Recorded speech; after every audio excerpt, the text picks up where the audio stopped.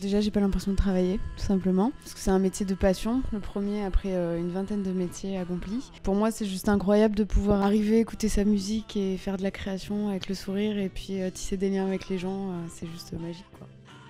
Déjà dans la tranche d'âge, avant on avait des gens qui avaient, je sais pas, on va dire un exemple tout con, 20-30 ans. Maintenant tu vois qu'il y a des nanas qui ont 50 ans, 60 ans, il y a plus des petits jeunes, qui n'ont pas encore 18 ans, voilà, où les parents autorisent.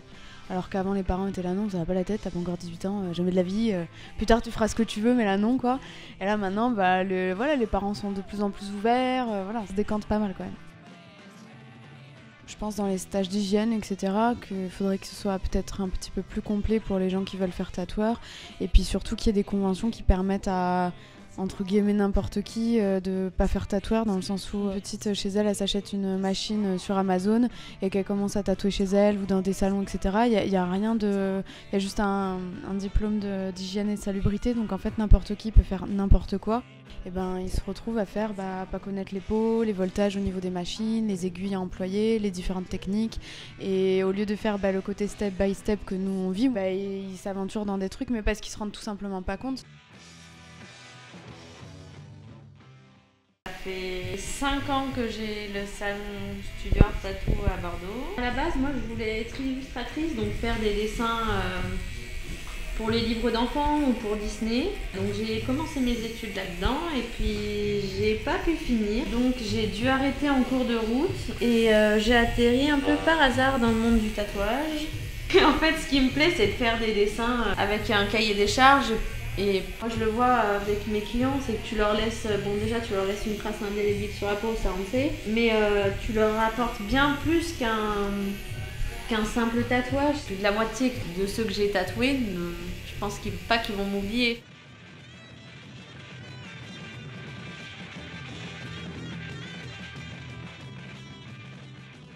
Ce qui devrait changer, c'est vraiment le statut qu'on a. C'est qu'en fait, on n'existe pas. Il n'y a pas de domaine et ça, c'est pas normal. Donc on paye une TVA aussi haute qu'un vendeur de je sais pas quoi. Alors que quand tu prends des artistes, ils ont une TVA à 5,5 ou à 11. À la limite, on va te proposer de te mettre en tant qu'esthéticienne. Enfin...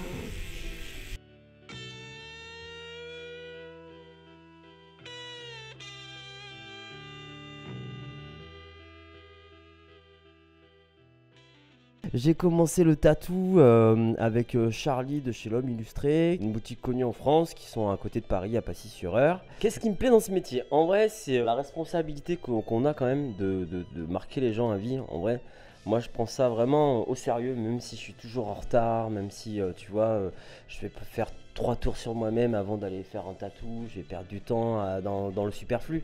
Mais quand je tatoue vraiment, je suis vraiment à 100%. La place du tatouage en 2019, c'est terrible. Je vais te dire pourquoi c'est terrible, parce que là on arrive dans une ère où on est face à des scratchers. Les scratchers, c'est des tatoueurs qui tatouent sans avoir fait de formation ou qui n'ont pas fini leur formation, qui tatouent chez eux à domicile. Ces gars-là, ils se rendent pas compte, c'est ce que j'expliquais tout à l'heure, la responsabilité qu'on a en fait de marquer les gens. Ces gars-là, ils pensent qu'à leur nombril en fait, c'est de l'égoïsme pur. Il n'y a pas d'autre mot. C'est-à-dire que les mecs, ils n'ont pas suivi de formation parce que les formations, il n'y en a pas beaucoup, il faut aller dans un shop. Le problème, c'est qu'il y a beaucoup de demandes pour pas beaucoup de place. Ça, c'est des trucs qui pour moi me dépassent, tu vois. J'ai pas réellement, je sais pas qu'est-ce que je pourrais dire pour que ça avance. Créer une école, oui peut-être, mais qui c'est qui va la cadrer? Tu vois, qui c'est qui va l'encadrer, l'école? Tintin, parce que c'est une des références sur le tatou en France. C'est une référence, c'est lui qui l'a créé cette référence. C'est pas une référence forcément reconnue, si tu veux.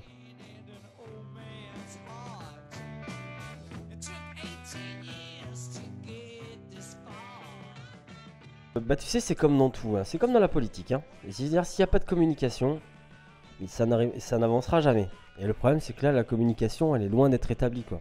Parce que déjà, dans chaque grande ville, il y a des groupes de tatoueurs qui dominent. En sachant qu'il y a une guerre entre les tatoueurs, entre Tintin et Chaude-Sègue, que même à Paris, ils font la convention de Paris, mais tu as d'autres tatoueurs qui veulent créer une convention parce que Tintin les invite pas à la convention. Tu vois, c'est trop le bordel dans le tatou en vrai, parce qu'il y a vraiment le côté artiste et égo de l'artiste qui est malheureusement à prendre en compte. Il faudrait déjà commencer par ça. Et une fois qu'il y aura une communication, là il faudrait essayer déjà de faire valoir notre métier, c'est-à-dire aux yeux de l'État, qu'on soit une profession reconnue par l'État. C'est-à-dire qu'on soit rangé avec les artistes ou avec les peintres, je sais pas, peu importe, mais avec un truc qui correspond au travail. Déjà, le premier point, c'est reconnaissez notre travail, essayez de voir en discutant avec les groupes de tatoueurs qui sont en France, essayez d'avoir plusieurs sons de cloche, et une fois que tu as fait ça, tu prends une décision pour voir avec qui tu le mets. Si tu le mets avec, je sais pas moi, je vais dire une bêtise, alors pas forcément les intermittents du spectacle parce que ça touche la musique et tout ça, tu vois, mais les artistes peintres, je sais, tu vois, déjà, premièrement, parce qu'au final, on fait de l'art quand même.